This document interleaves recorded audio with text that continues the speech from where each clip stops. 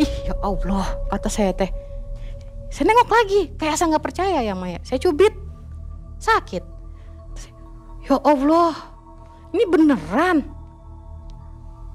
Isinya uang, Mae. Pecahan 100.000 warna merah, banyak pisan. Tapi beneran uang. Sampai saya berkali-kali saya buka itu tutup kardus. Kurang lebih ada 500 juta lebih, Mae. Si sosok itu tuh napasnya itu tuh sampai ke muka dia, Mang. Hos, hos, hos gitu. Nah, kuncennya ngomong, "A, ini kontrak umurnya sampai 3 tahun 33 hari." Dia meluk, bapak meluk. Kata bapak tuh, "Yang sabar," katanya.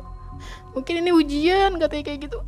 Terus kata saya tuh, "Iya pak, tapi capek," kata saya kayak gitu. "Kasihan lihat anak, kalau bisa ditukar mah ditukar aja," kata saya tuh. "Jangan sampai anak saya yang ngerasain," kata saya gitu.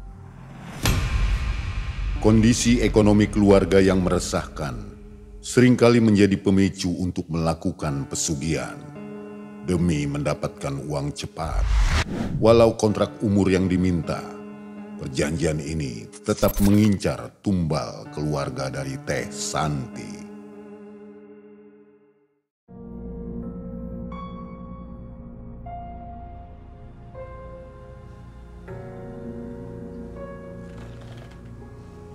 Apa kabar Teh Santi? Alhamdulillah baik Mang. Sehat Teh Santi? Sehat Mang Ai. Assalamualaikum warahmatullahi wabarakatuh. Waalaikumsalam. Selamat malam Sobat MM dimanapun Sobat berada. Apa kabar dan senang sekali Mang Ai berjumpa kembali ya. Hari ini kita akan menonton bersama kisah yang baru dari narasumber. Kejadian tahun 2020. Ini ada seorang ibu muda nih, yang mana romantika kehidupan dalam keluarganya, suaminya itu melakukan titik-titik ya. Iya. Jalan menyimpang lah begitu. Sehingga membuat keluarganya ini agak goyang ya. Sama permasalahan selalu ekonomi. Bagaimana kisahnya? Nanti kita nonton bersama. Teh Santi. Iya Mang Ai.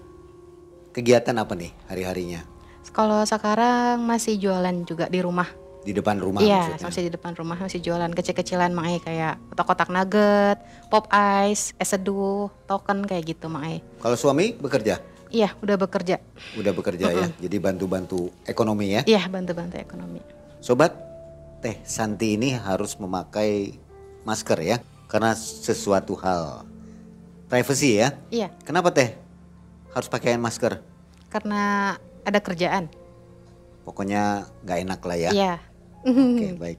Teh waktu itu menghubungi MM ya? Iya, karena kan sering nonton nih di YouTube ya, suka lewat di beranda YouTube, nonton di YouTube terus kepo tuh ke IG-nya. Nah kan ada tulisannya ya kalau mau narasumber, kalau mau cerita bisa langsung. Nah saya pilihnya ke yang IG. Jadi DM. sekalian curhat di Iya, MM gitu ya? sekalian curhat. Mudah-mudahan kisah dari Teh Santi ini membuka mata para penonton MM ya. Amin. Bahwa yang baik diambil, buang yang buruknya. Betul. Malam mencekam, semakin malam semakin mencekam. Inilah Teh Santi.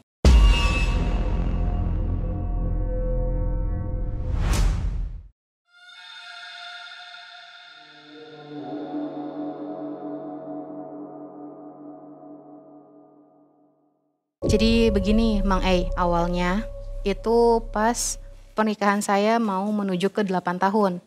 Tepatnya di bulan Februari 2020. Ujian rumah tangga saya tuh bertubi-tubi banget gitu Mang Ei.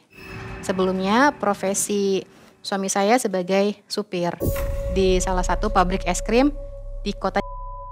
Dan saya sendiri kesibukannya di rumah jualan di depan rumah. Karena biar bisa ngurus kedua anak saya. Jualannya ada kotak-kotak, nugget, mie gaul kayak gitu ya. Sama token, pulsa kayak gitu Mang. Alhamdulillah dari jualan kecil-kecilan itu memang bisa buat nabung, bisa buat jajan sehari-hari gitu Mang. Jadi sekiranya kasarnya gaji suami gak terlalu terpakai banyak lah. Jadi bisa buat tabungan gitu Mang. Nah tepatnya itu pas di tanggal 27 Februari Mang E, tahun 2020. Itu corona udah mulai masuk ke Indonesia dan itu rame banget. Udah mulai PSBB. Dari situ efeknya ke jualan saya Mang E. Yang tadinya sehari itu bisa 200.000 lebih bisa.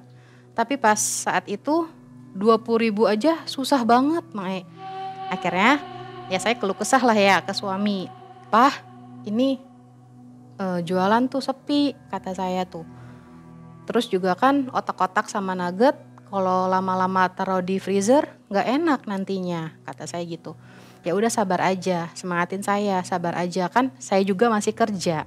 Jadi nafkah juga saya masih bisa bertanggung jawab untuk menafkahi saya dan anak-anak saya gitu. Udah saya dengar gitu, ya udah kata saya tuh, makasih kata saya teh.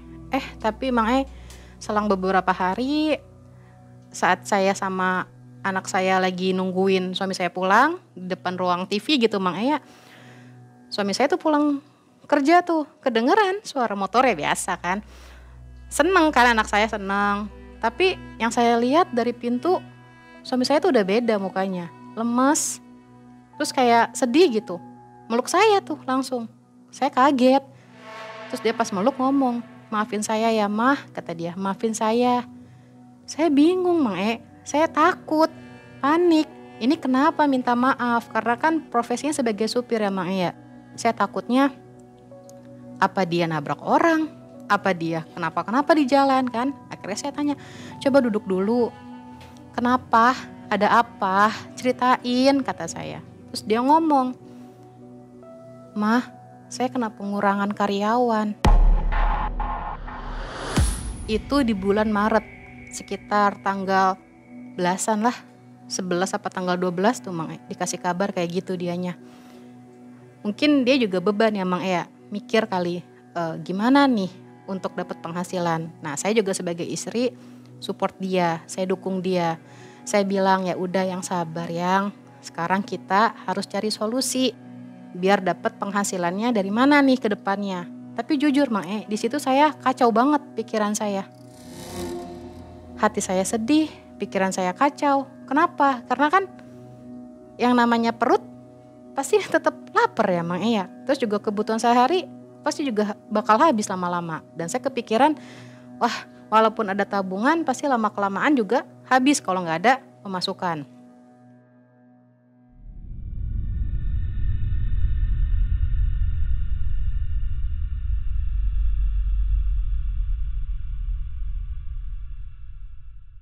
Nah itu ujian yang kedua tuh Mang Ujian yang ketiga, anak saya yang pertama sakit, usia 5 tahun, laki-laki, sebut aja Rama. Dia sakit Mang demam tinggi, sampai matanya berair. Biasanya kedua anak saya itu cocok-cocok aja pakai obat dari apotik, penurun demam. Tapi si Rama ini udah 2 hari saya kasih penurun demam yang biasanya dia konsumsi dari kecil, nggak ada perubahan Mang Saya bawa ke puskesmas, terus dokternya ngasih obat untuk 3 hari. Tapi dokternya bilang, dalam waktu 3 hari kalau nggak ada perubahan dari anak ibu, mohon dibawa ke rumah sakit untuk dicek lebih detailnya, kata dia gitu. Tapi suami di situ tenang-tenang aja karena mikirnya kita masih ada tabungan yang cukup Mang itu sekitar ada tabungan kita tuh ya 10 juta cukup lah, kalau menurut saya sih itu gede ya Mang 10 juta tuh. Udah 3 hari dikasih obatnya udah habis yang dari puskesmas, gak ada perubahan Mang demamnya masih tinggi aja terus. Saya takutnya tuh kejang, saya takutnya tuh ya. Terus akhirnya saya, suami sama anak saya ini yang sakit, kita berobat lah ke rumah sakit. Nah anak saya yang kecil ini saya titipin ke mertua karena kan lagi rame-ramenya virus corona ya Mang jadinya saya tuh gak usah banyak-banyak lah gitu. Dan itu pun pergi ke rumah sakit juga saya pakai transportasi, pakai ojek online, mobil. Karena kasihan kalau naik motor kena angin gitu. Pas sudah di rumah sakit, dicek lah darahnya. Lama tuh kita nunggu 3 jam, udah di situ juga rame di rumah sakit tuh. Karena kan ambulan datang pergi kan jemput pasiennya waktu itu tuh. Akhirnya udah lama. Udah dipanggil lah tuh nama anak saya, kita masuk lagi ke ruang dokter bacain hasil labnya, katanya itu anak saya memang ada salah satu dari kadar darahnya itu yang di bawah normal tuh Mang itu. Jadi memang harus diperhatiin banget gitu. Itu pas saya tebus obat kaget Mang, sampai 800.000 gitu. Nah saya tuh sambil bayar sambil bengong. Ya Allah 3 hari 800.000 berarti seminggu udah mau 2 juta ya. Belum transportasinya. Waduh saya udah pusing tuh Mang ya. Saya pikir Mang itu udah kita nggak akan balik lagi ke rumah sakit nih, dikasih vitamin udah selesai gitu, anak saya sehat. Setelah pulang dikasih vitamin tetap tuh gak ada perubahan. Anak saya makannya tetap kurang, malah yang tadi 3 suap ini 1 suap. Terus ditambah lagi dia diare Mang. Sekarang sebagai seorang ibu ya Mang ya, disuapin sedikit udah dia bilang kenyang, tapi keluar terus, dia udah lemes.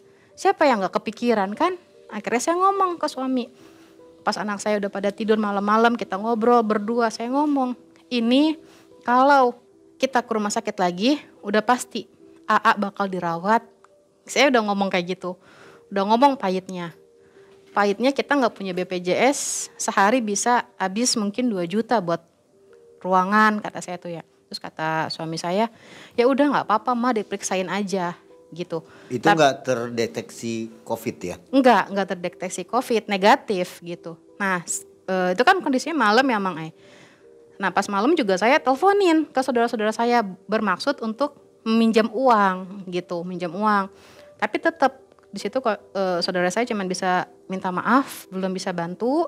Nah besok paginya sebelum saya berangkat ke rumah sakit sekitar jam 8-an saya ke koperasi lah. Saya ke koperasi berhubung nama saya dan nama suami saya ini bagus. Jadi prosesnya tuh cepet cairnya.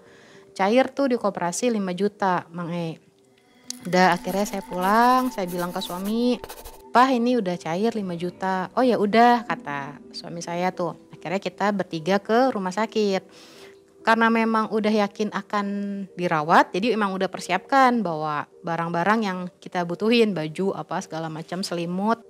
Dan nyatanya memang benar dirawat karena anak saya mengalami dehidrasi gitu. Udah gak nafsu makan, gak ada asupan masuk tapi diare kan gitu. Akhirnya pas dirawat, di situ suami saya dikasih tahu kan sama perawat harga-harga rawat inapnya gitu, harga-harga kelasnya, biayanya berapa karena kan kita umum jatuhnya nggak BPJS. Memang saya di situ lihat suami saya tuh kayak pusing tapi nggak berani nunjukin gitu. Memang suami saya itu nggak pengen tahu gitu.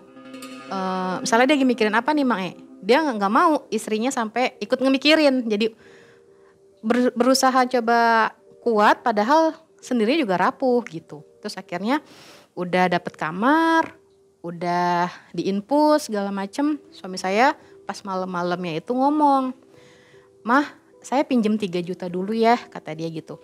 "Ini teman saya ngubungin, ada kerjaan keluar kota," dia bilang gitu. Terus kata suami sayanya, "Kalau saya belum pulang, jual aja motor." Karena kan memang satu-satunya benda yang kita punya yang lumayan harganya cuma motor Mang. Oh ya udah, saya nggak ada pikiran suami saya saat mau pergi itu kan izinnya mau keluar kota, mau kerja. Saya nggak ada pikiran negatif kayak dia mau ke pesugihan atau mau ritual Mang. Karena memang nggak ada tanda-tanda ke sana gitu. Dia tuh memang teman-teman juga yang saya tahu lurus-lurus aja gitu. Maksudnya baik-baik aja semuanya. Terus udah gitu, dia udah berangkat malam. Hari kedua anak saya dirawat, saya ngubungin suami saya. Tapi nggak aktif, sempat khawatir saya, cuman kan juga saya harus fokus sama kesehatan anak saya ya. Di situ anak saya udah mau makan, yang tadinya matanya sayu sekarang udah nggak sayu, yang tadinya lemes aja sekarang udah ceria lagi, udah aktif lagi. Saya udah seneng tuh. Hari kedua tuh diare udah berhenti. Saya udah ya Allah alhamdulillah ya anak saya ada perubahan gitu. Terus pas hari ketiga saya coba hubungin lagi suami saya nih nggak ada kabar. Terakhir ngabarin tuh pas dia bilang cuman dia udah ketemu sama temennya lagi di mobil, cuman gitu doang. Nah terus hari keempat anak saya udah semakin membaik, suster juga ngasih kabar kalau besok hari kelima itu anak saya udah boleh pulang karena kondisinya sudah membaik gitu. Makan juga udah lahap gitu. Terus suster juga ngasih kertas gitu ya, ngasih kertas itu isinya list harga rawat inap. Pokoknya totalan semuanya. Kisaran hampir 10 juta lebih waktu itu. Obat segala macam sih, obat. Terus kelasnya gitu. Wah, saya pusing ya. Di lain sisi saya senang anak saya udah boleh pulang, udah sehat, tapi saya juga pusing ini dananya gimana. Itu berapa hari? Itu pas hari keempat. Hari keempat besoknya. Udah 10 juta ya? Udah 10 juta sama besok hari kelimanya pas dia udah bener-bener check out dari tuh rumah sakit. Terus udah gitu suami dihubungin gak ada kabar. Saya mau jual motor anak saya sendirian. Ya, duh ya Allah kayak gini amat gitu ya saya teh ya. Udah gitu pas malam-malam itu yang di hari keempat tuh Mang tiba-tiba suami saya teh pulang ke rumah sakit datang. Semringah pisan mukanya. Seneng gitu mukanya teh. Bahagia gitu. Tapi bajunya kotor. Assalamualaikum mah kata dia teh. Waalaikumsalam ya Allah kemana aja kata saya teh. Di telepon gak aktif-aktif bikin khawatir aja kata saya teh gitu. Iya mah emang susah sinyal kata dia. Maafin ya kata dia. Terus dia ngomong gimana perkembangan AA. Besok AA udah boleh pulang Pak. Alhamdulillah kata dia. Iya tapi ini gimana? Saya kasih kertas yang tadi dari suster tuh. Ini kita harus bayar segini. Dia gak ada pusing Mang Dia cuma ngasih kardus ke saya. Dia bawa kardus kan, kardus Indomie. Nih mama buka aja kata dia.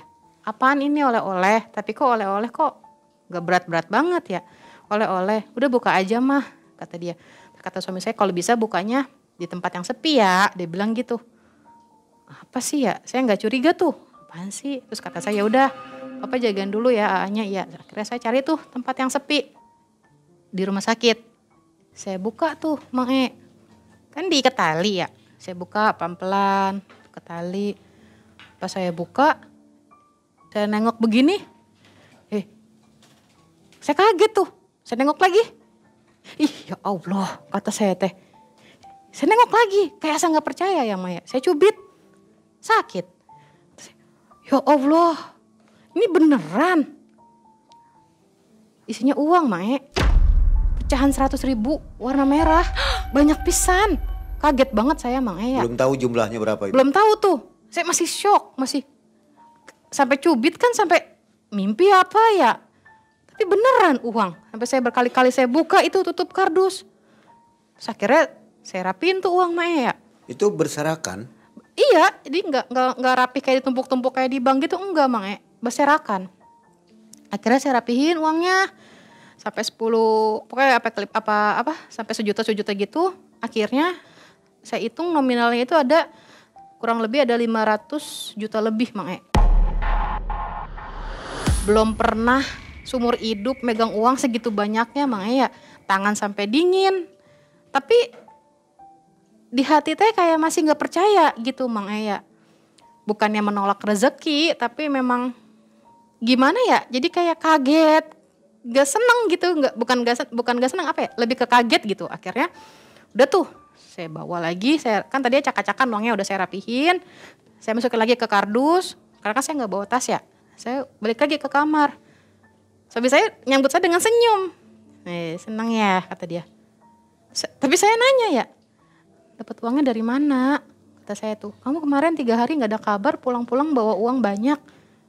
Aneh-aneh ya, kata saya. Bunuh orang ya? Saya jadi takutnya begitu ya, Mang ya. Enggak sayang, kata dia, itu uang buat bayar rumah sakitnya AA, lunasin utang-utang. Saya pengen kamu dan anak-anak saya selalu bahagia, selalu kecukupan. Jujur saya senang, Mang ya, dapat suami yang kayak gini. Tapi tetap namanya hati istri mempertanyakan, kok uangnya gak dijawab sih dari mana dapatnya gitu. Cuman kata saya dalam hati saya ya udahlah nanti di rumah aja lah saya tanyanya gitu. Mungkin dia juga capek karena kan bajunya kotor. Akhirnya besok paginya kita siap-siap untuk pulang ke rumah. Suami saya sama anak saya pulang ke rumah duluan. Saya mau bayar utang-utang saya di bank sama di koperasi. Terus akhirnya Pas saya udah sampai rumah itu kan lama tuh prosesnya ya, makanya ya dari rumah sakit kan udah hari kelima. Sekitar pulang dari rumah sakit tuh 3 hari tuh baru waktu santai lah. Ibaratnya baru waktu santai saya bisa ngobrol sama suami. Tetap saya nanyain ke suami pas lagi ngobrol-ngobrol santai. Jam 8 malam gitu saya ngobrol santai sama suami. Saya tetap nanyain. Pak coba cerita kemarin 3 hari tuh pergi kemana? Kata saya tuh. Pergi mah cari kerja. Alhamdulillah kan dapat uangnya. Iya dari mana uangnya? Selalu mengelak, selalu mengalihkan pembicaraan dan gak mau jawab. Ujung-ujungnya gak mau jawab. Bilangnya, ini pokoknya saya ngelakuin ini buat kamu sama buat anak-anak. Kata dia gitu. Sekarang pokoknya harus bahagia. Kata dia gitu. Ya udah makasih kata saya gitu. Nah udah tuh saya nggak nanya-nanya lagi soal uang, tapi tetap ada kecurigaan di hati saya.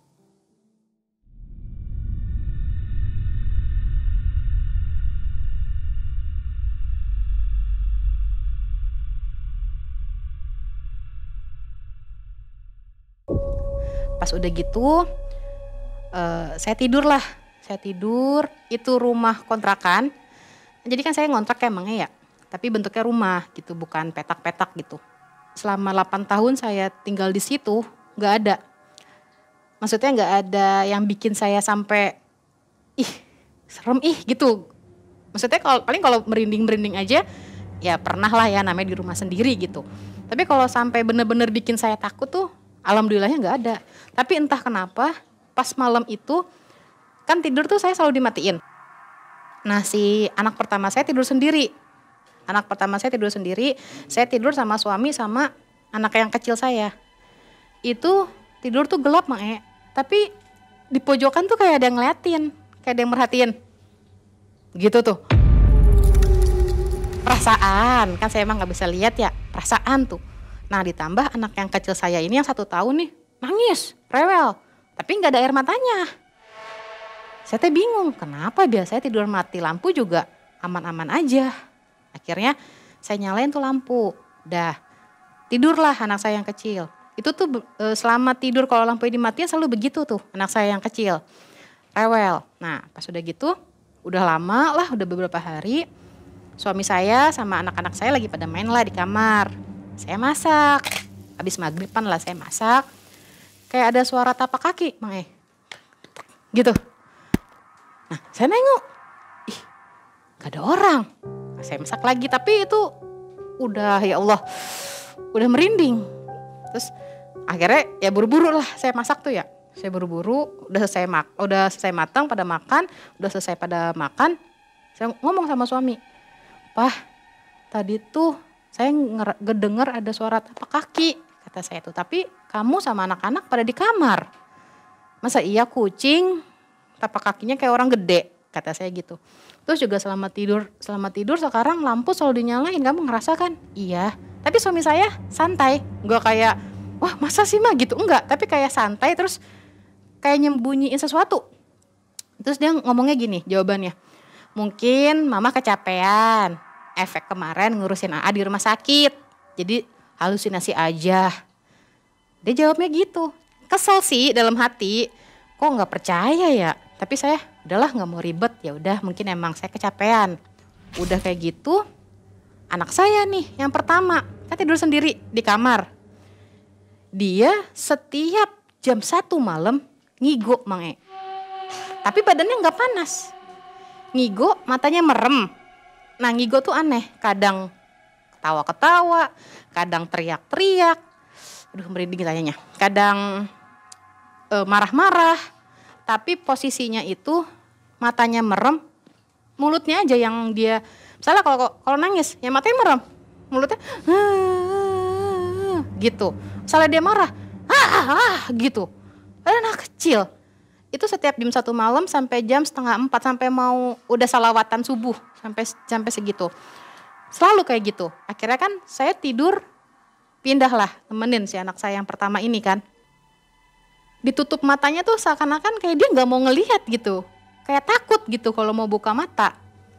Nah terus udah gitu pas besok paginya saya ke warung.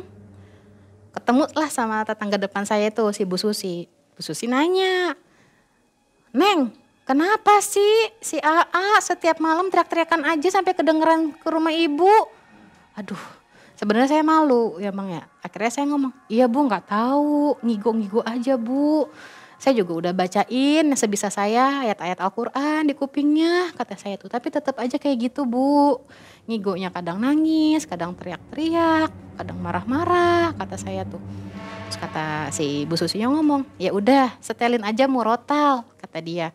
Insya Allah membaik, kata dia tuh. Ya Allah Bu, makasih banyak sarannya, minta doanya aja ya Bu ya, kata saya teh, buat keluarga saya semoga selalu dilindungin sama Allah, kata saya teh. Iya Neng, kata dia. Mungkin dia juga ngeliat saya kayak kurang tidur emang ya. Terus yaudah tuh. Akhirnya dikasih saran itu ya saya ikutin. Saya setel murotal full nonstop gak berhenti. Tapi gak membaik, malah memperburuk. Memperburuknya apa? Itu dia kalau misalnya saya nih nemenin dia tidur, kan selalu kejadian jam 1 malam ya emang ya. Kadang-kadang kan jam segitu kan aduh lagi ngantuk-ngantuknya tuh. Saya mau tidur aja takut. Tapi pernah saya ketiduran sebentar aja tuh anak saya udah mau keluar Mae. Kayak gak betah di rumah gitu. Kayak mau keluar, mau pergi gitu. Kan saya takut hilangnya jam segitu. Terus ditambah lagi dia mau nah pas di saat anak saya ngamuk itu mau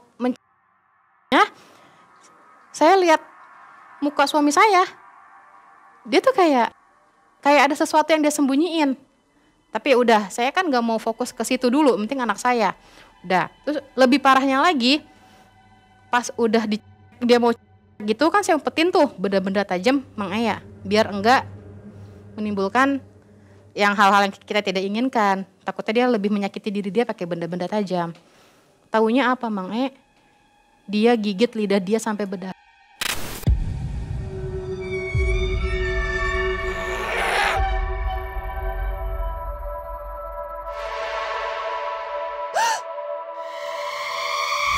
Seorang ibu mana yang gak tega ngelihat bocah yang tadinya aktif, murah senyum, padahal dia udah normal semua. Dia hasil lab itu, makanya boleh pulang dari rumah sakit. Coba, saya sedihnya tuh pas dia gigit lidah sampai Mae. Terus ditambah suami sayanya cuman diem aja, suami saya tuh diem aja nggak, ya maunya saya mah ya cari solusi kayak apa kayak misalnya panggil ustadz atau apa, enggak ini diem aja kayak nyembunyiin sesuatu, kayak kesel sama diri sendiri terus diem aja. Akhirnya saya pusing ya Mang ya, saya harus gimana nih, sedangkan utang kita jadinya nambah lagi dan saya juga nggak mau pakai uang yang dari suami. Nggak tahu, perasaan saya tuh takut Mae, mau pakai uang tuh takut. Akhirnya saya nelfon ke bapak saya. Saya nelfon ke bapak saya ceritain, kata saya tuh Pak, kata saya tuh ini sakit, kata aku tuh ya. Yang pertama sampai lidahnya digigit, kata aku tuh kayak gitu, sampai berdarah. Udah kayak gini Pak, gitu. Nah terus kan orang tua kan juga kaget, kenapa baru nelpon sekarang, kata gitu.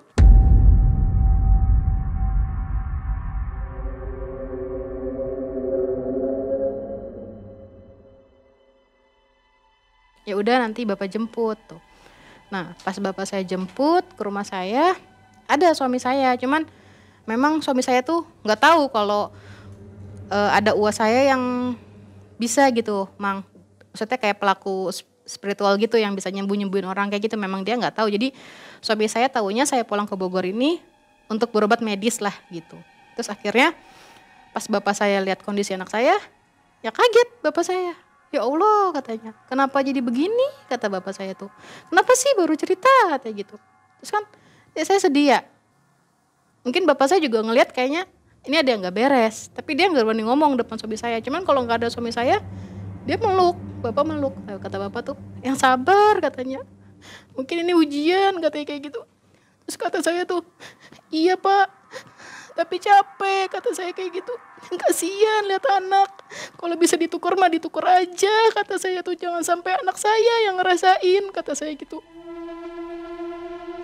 Akhirnya sama bapak saya udah tuh dibawa ke Bogor, saya pulang ke Bogor. Terus udah gitu bapak saya manggil uwa saya, Mang E. Panggil uwa, Nah, uwa saya ini juga pas ngeliat pertama kali kondisi anak saya ini kaget. Kenapa sih Neng, katanya. Apa sih yang udah diperbuat Neng? Gitu kayak seakan-akan kayak tahu, tapi saya nggak tahu. Nggak tahu Wak, kata saya tuh. Saya nggak tahu, tiba-tiba anak saya selalu begini. Nah itu kondisinya anak saya itu lemes. Jadi mau duduk aja harus pakai sanggahan. Kalau makan kaku ya. Ini sih dia nggak kaku, bisa gerak tapi lemes kayak nggak ada daya gitu. Terus akhirnya bapak saya udah ngomong. Kata bapak saya ngomongnya, ya udah katanya, coba Wak, periksain aja Wak, periksain katanya, tolong obatin aja Wak, kata bapak saya teh. Akhirnya saya, anak saya yang pertama sama Uwa pergilah ke Gunung Salak.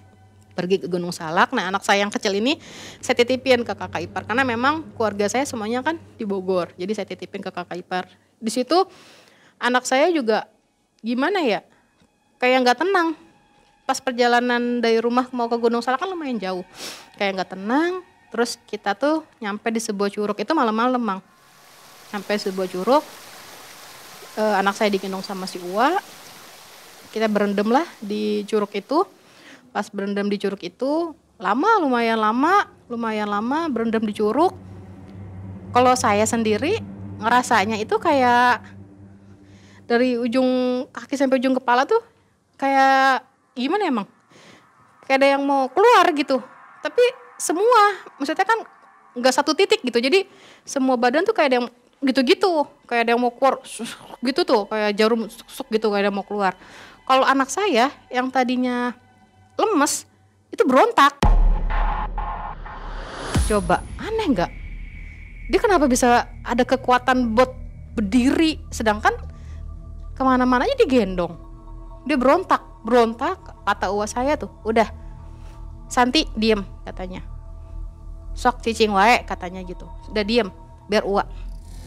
Tapi kan saya takut Mang, takutnya pleset, takutnya apa, kan namanya di pemandian ya. Terus akhirnya pas anak saya berontak itu kayak gulet gitu Mang, gulet sama uwa tuh, pokoknya saya ngeliatnya tuh aneh, kok ini anak saya kenapa? Biasanya kalau yang pas yang jam 1 malam kan cuman nangis apa gitu, ini dia enggak, matanya kebuka, tapi ngamuk, kayak ngeliat uwa tuh kayak musuh dia banget gitu, kayak musuh bubuyutan banget, pokoknya maunya nyerang uwa terus. Akhirnya udah sama uwa mungkin kayak diobatin gitu, sama uwa dijampe-jampe kayak gitu. Nah anak saya tuh gak sadar diri tuh, pingsan. Akhirnya kata uwa, ayo kata dia, Santi beres-beres, udah. Tapi Uwa, ini Rama, kata saya tuh, udah. Tapi muka Uwa tuh bener-bener kayak meyakinkan, gak apa-apa gitu Mang. Akhirnya udah, bawa sama Uwa, kita pulang lagi ke rumah orang tua saya yang di Bogor. Setelah ritual itu, anak saya 3 hari gak sadar. Suami ikut itu? Enggak, suami gak tahu. Jadi setiap suami nelpon saya bilang, iya ada lagi di kamar gitu. Jadi suami saya tuh nggak tahu kalau saya dibersihin lah ibaratnya sama si Uwa nih. Suami nggak tahu. Setelah 3 hari anak saya nggak sadar, terus bangun lah tuh anak saya sadar. Nah pas anak saya sadar ditanya sama si Uwa nih, Ate dari mana? Terus anak saya tuh cerita kayak orang capean tuh, anak sayanya cerita, Wah katanya, Ate abis diajak sama orang yang suka gangguin Aa, yang di kamar, yang di katanya.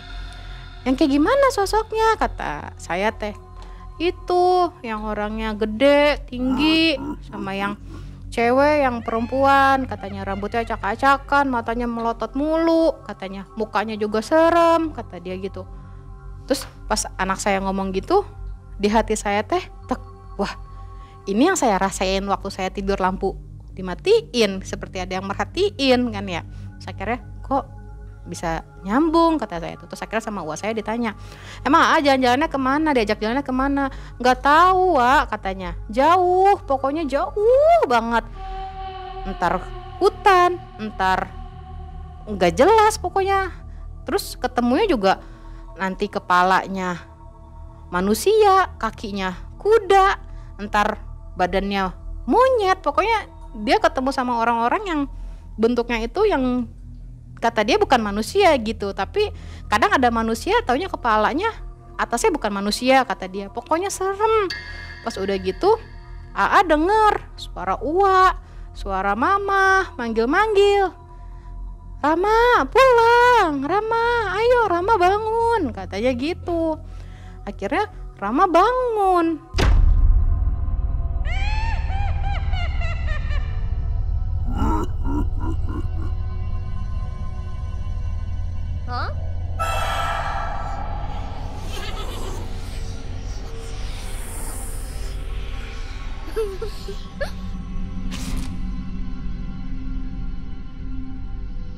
Saya udah mulai curiga, wah ini jangan-jangan yang masalah uang nih. Tapi saya nggak ngomong ke Uwa, cuman Uwa kayak udah banyak pertanyaan nih ke saya. Kayaknya Uwa nih udah ngeliat saya tuh kayak udah banyak pertanyaan.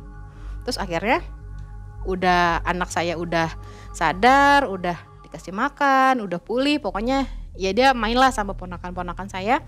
Uwa ngomong sama saya, sama bapak bertiga. Uwa ngejelasin di situ. Kata Uwa, Neng katanya, ini ada yang gak beres sama suami kamu. Gak beres gimana Uwa? Kata saya tuh. Coba Neng cerita, apa yang udah terjadi? Cerita, kata saya teh. Oh itu Uwa, waktu itu suami saya izin keluar kota, ikut sama temennya. 3 hari susah dihubungin, gak bisa dihubungin malah Uwa pulang-pulang bawa uang sekardus Indomie, ratusan ribu semua. Dihitung sama Neng, uangnya ada kurang lebih 500 juta. Kan gitu. Emang apa sih Wak? Ada apa sih? Kata saya teh ya. Akhirnya uang ngomong, Neng, ini suami Neng udah ngelakuin pesugihan. Astagfirullahaladzim, kata saya teh ya. Dari mana tahu info kayak gitu? Kata saya teh. Neng sabar dulu katanya. Terus kata bapak saya, udah untuk sementara jangan pulang dulu aja, di sini dulu sampai anak kamu sembuh, kata bapak teh. Terus akhirnya si Uwa ngejelasin lagi, ini pesugihannya kontrak umur Neng, katanya. Uwa nih udah Uwa putusin nih, katanya perjanjian antara suami Neng sama si makhluk ini, si sosok ini udah Uwa putusin. Tapi kalau sampai suami Neng belok lagi, berulah lagi, datang lagi ke daerah situ, udah Neng, habis. Mungkin bisa pulang cuma tinggal nama. Karena si makhluk ini udah bener-bener kesel, katanya gitu. Kata saya teh, yang sosok hitam itu. Wah, iya, kata dia. Bahkan banyak anak buahnya Neng, bukan cuma sosok hitam, kata si Uwanya. Terus saya harus gimana Wak? Sekarang gini, Neng sembuhin dulu anak Neng, baru nanti pulang ke. Udah kayak gitu, udah tuh. Padahal saya juga gemes sebenarnya, namanya cewek ya, nggak bisa mendem emosi. Pengen sih di HP berantemnya gitu, pengennya di HP berantemnya. Tapi kan saya juga nggak mau nyalahin suami, barangkali suami ngelakuin ini memang untuk keluarga gitu. Akhirnya udah kata bapak, udah kuat katanya, udah siap kata dia. Udah Pak, ya udah dianterin pulang kita tuh sama bapak sama Uwa.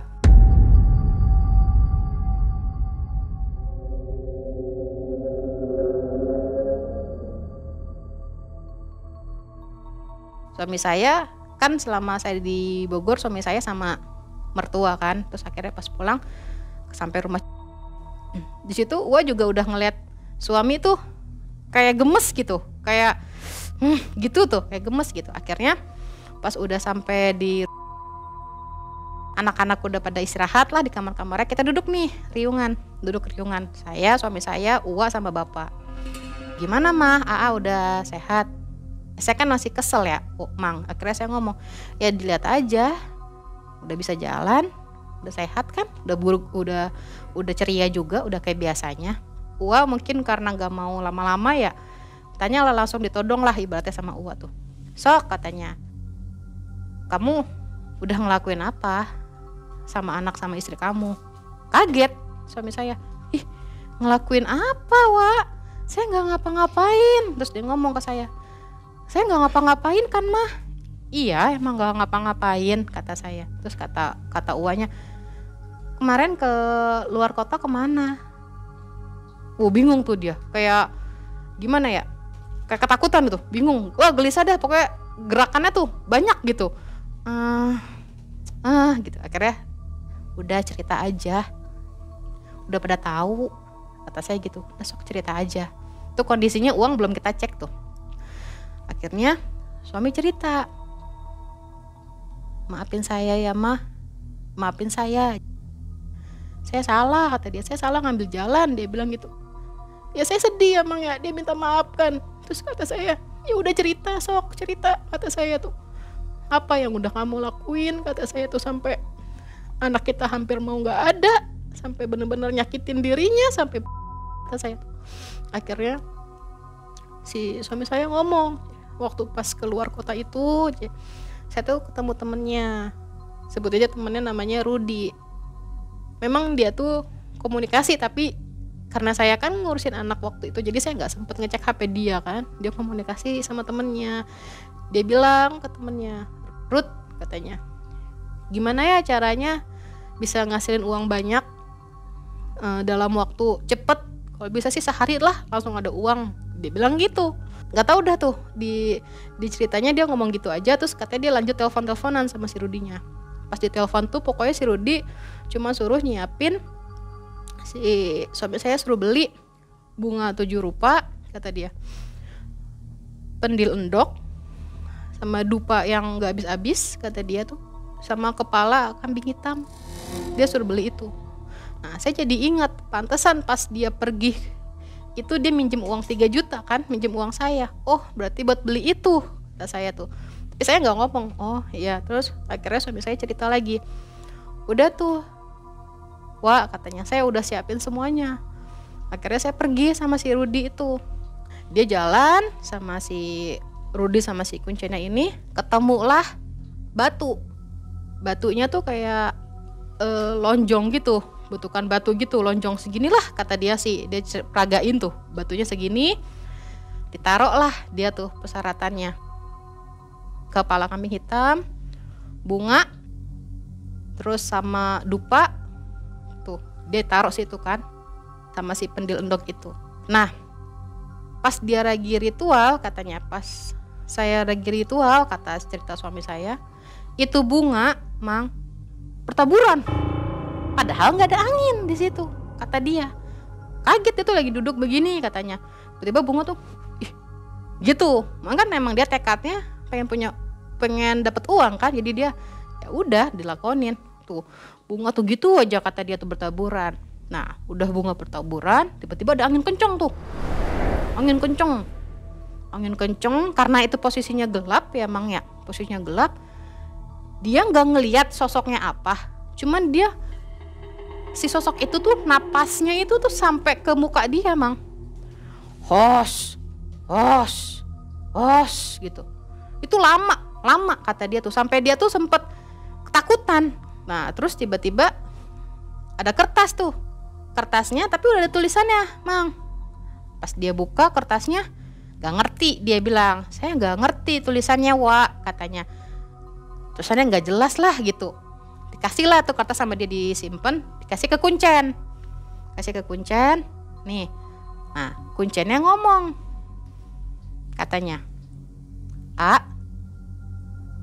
ini kontrak umurnya sampai 3 tahun 33 hari. Nah pas udah ada tulisan 3 tahun 33 hari, suami saya sama si Kuncen sama temennya itu jalanlah buat ngambil si kardus itu.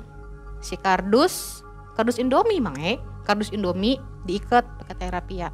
Tapi si Kuncennya ngomong, ini kardus jangan dibuka sebelum, kata dia, sebelum kamu sampai ke tempat tujuan. Nah suami saya tuh bawalah tuh kardus, diinget terus lah pesannya si Kuncen, jangan dibuka. Gak dibuka, makanya pas dibuka itu yang sama saya dibuka pertama kalinya, ternyata isinya uang. Dia bikin perjanjiannya dengan siapa? Dengan makhluk yang sosok hitam itu.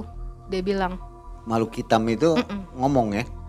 Ngomongnya kayak ke kertas itu, ditulisnya di kertas. Lewat kertas. Makanya dia nggak bisa lihat, nggak bisa baca. Maksudnya nggak bisa baca tulisan di kertas itu, makanya dia bawa kertasnya, dia kasih ke kuncen. Gitu. Kuncennya bilang ya itu, kontrak umurnya 3 tahun 33 hari. Nah, dia cerita, sebenarnya dia kontrak umur itu buat diri dia sendiri, Mang. Bukan buat anak atau bukan buat saya. Dan dia pun makannya seperti ketakutan kalau tatapan mata selalu mengelak. Karena dia sendiri pun bingung kenapa yang kena kok anak dan saya gitu. Maksudnya yang diterornya, sedangkan dia enggak. Padahal di situ kontrak umurnya tuh perjanjiannya tuh sama dia. Nah, uak saya ngomong, uak saya yang nasehatin. Ya inilah namanya ujian. Ini namanya cobaan. Gak bisa apa yang kita mau itu memang tertuju sama kita. Udah kayak gitu nih Mang. Ke kamar lah. Ke kamar, kata uaknya. Coba diambil tasnya yang ada uangnya. Diambil lah sama saya. Diambil sama saya, ditaruh di meja. Nih, jebret. Dibuka sama suami saya. Kan tas make up gitu ya Mang ya. Pas dibuka begini, bret. Astagfirullahaladzim. Itu mah nyata Mang kayak di film-film. Uang yang saya lihat warna merah berubah Mang jadi daun kering nangka. Daun nangka yang kering berubah. Kan biasanya suka lihat kan di film-film ya. Ini saya lihat sendiri, saya nyatain sendiri. Wah, kok bisa ya? Sudah terpakai berapa? 90 juta itu yang pas buat lunasin utang sama rumah sakit. Lunasin utang semua. Belum dipakai beli-beli apa enggak, lagi? Belum, karena kan saya takut. Waktu itu saya takut. Belum jelas dari mana nih uangnya. Saya takut. Memang suami saya udah ngizinin, habisin gitu. Tapi saya takut gitu. Pas uang udah berubah jadi daun kering itu, ya itu uang saya langsung ngomong, nah ini karena perjanjiannya sudah diputus, kata dia. Terus ngomong lagi uangnya, kamu jangan sampai ke daerah itu lagi. Karena ibaratnya kamu ini umpan. Dan kedepannya bakal ada hasrat terus. Kamu pengen kesana lagi. Bakal ada. Di saat kamu bengong, di saat kamu lengah, bakal ada ajakan. Ayo sini dateng. Ayo sini dateng. Gitu. Kata uwa saya. Terus suami saya minta maaf sama uwa, sama bapak, sama saya minta maaf. Enggak akan kesana lagi, kata dia. Pas malam itu udah beres semua, udah pada maaf-maafan. Saya pikir udahlah nih, bakal adem ayem lagi. Maksudnya kita pusing juga pusing buat mikirin ke depannya ekonomi gimana, bukan pusing di teror hantu gitu ya Mak ya. Ternyata setelah udah pada sehat, ada perubahan Mang dari suami saya. Perubahan sikap, perubahan kasih sayang kalau kata saya sih. Suami saya jadi temperamental, jadi emosian. Yang tadinya nggak banyak ngomong, jadi sekarang mah kalau misalnya nih Mang, mau makan atau misalnya saya masak, terus dia mau makan, nasinya panas, Masya Allah Mang, marahnya udah kayak saya ketahuan selingkuh Mang. Masak nasi banyak, lembek-lembekin. Astagfirullahaladzim Mang, lara hati pisan Mang kita digituin. Cuman saya mikirnya ini bukan dia gitu. Saya masih sabar, saya masih kuat karena ada anak-anak gitu Mang ya. Nah terus anehnya juga anak saya ini kadang-kadang suka ngomong sendiri. Mah kata dia, apa itu lihat tuh ada yang datang tahu mah. Jadi kayak bisa ngelihat Mang tapi nggak setiap hari, di momen-momen tertentu aja. Nggak, misalnya saya juga nggak bisa kan ditanya ya misalnya sama tetangga saya si Bu Susi, emang si Aramanya kalau bisa lihat pas kapan, kata dia, pas malam Jumat nggak jelas, pokoknya tiba-tiba aja misalnya mau tidur, mah tuh ada yang terbang gitu. Misalnya kita lagi jalan kemana-mana, mah tuh ada yang ngeliatin aja, padahal saya nggak ngeliat gitu. Di situ anak saya berubahnya. Kadang-kadang suka ngobrol sendiri di sekolahan aja, kan sekarang udah sekolah ya Mang ya, guru aja suka laporan, Bunda katanya Arama tuh indigo ya, kenapa emangnya suka ngobrol sendiri di kelas padahal nggak ada orang, kata dia. Ya Allah, ya udah mohon diliatin aja, kata saya tuh ya. Emang begitu, kata saya tuh kayak gitu. Saya juga nggak mungkin kan buka aib keluarga saya gitu. Sekarang kondisi rumah tangga saya ya gitu Mang, suami saya Dampaknya sekarang udah kerja lagi, udah kerja. Nah, kerjanya ini saya bilang gajinya di bawah UMR. UMR sekarang 2,4 kan.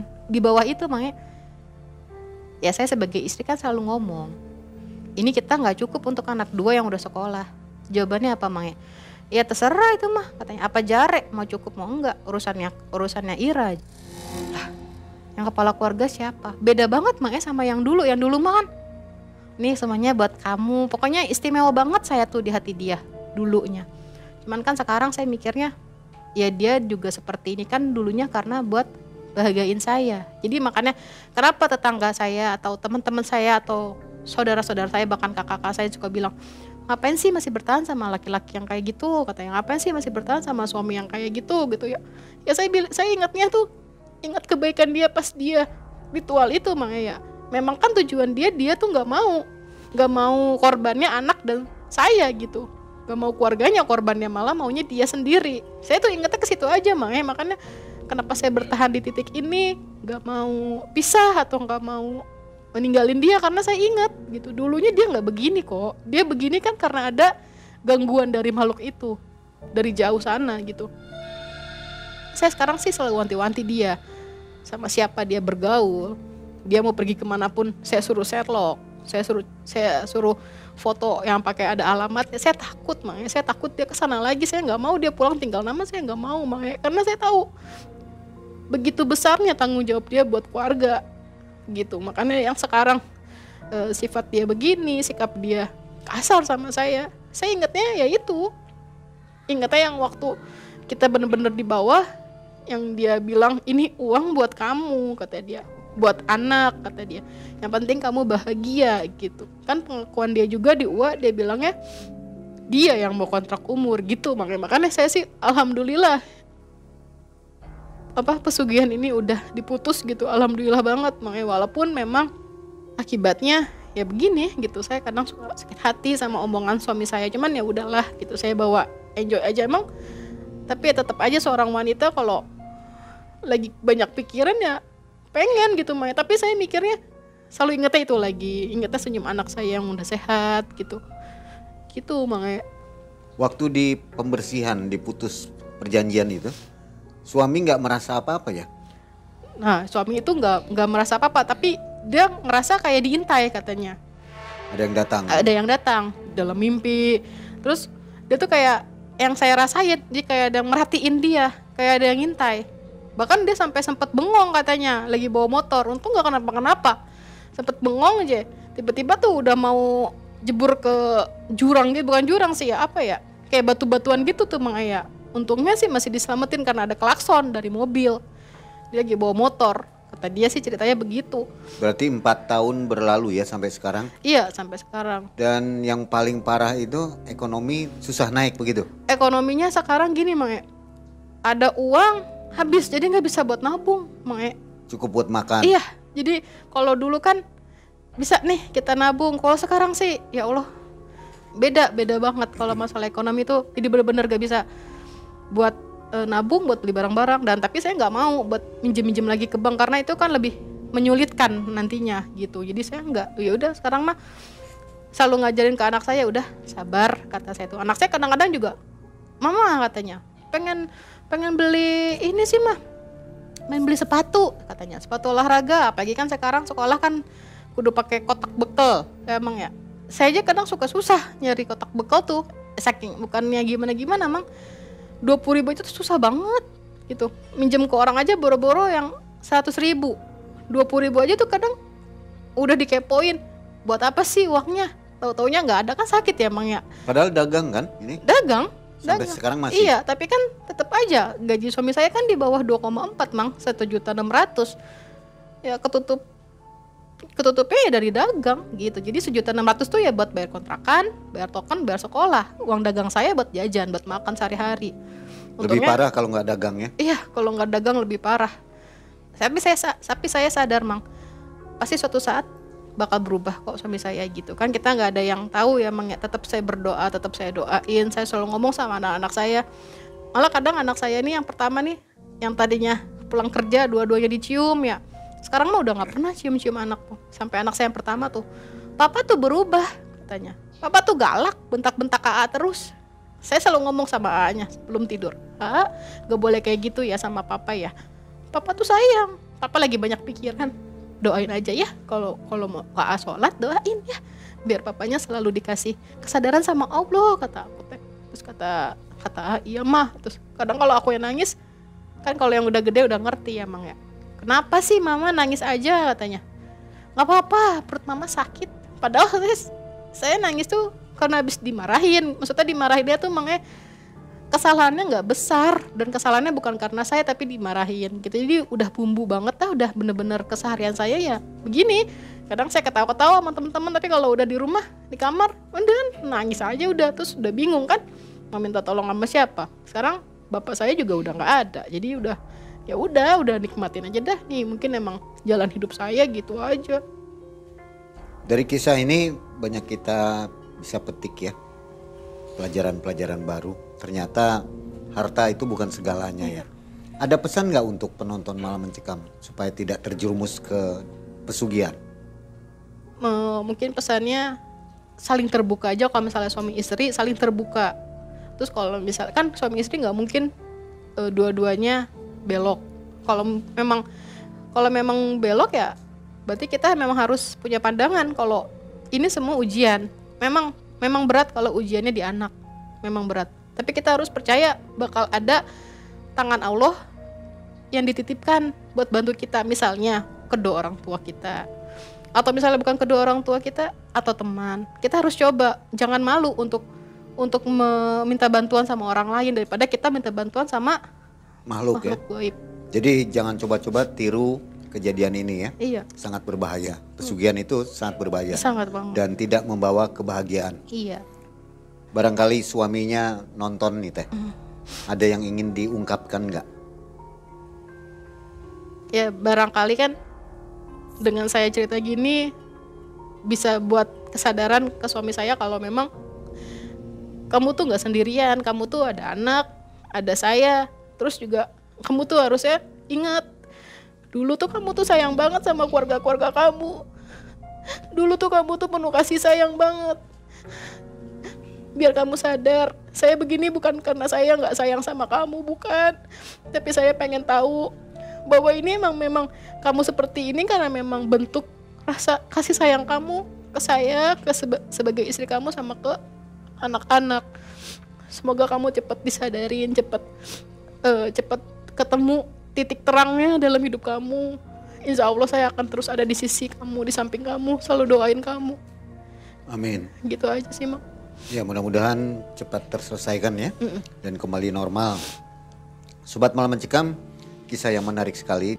Mudah-mudahan menjadi pembelajaran baru untuk kita ya, bahwa perjalanan kehidupan itu bukan hanya harta saja. Terima kasih Teh Santi.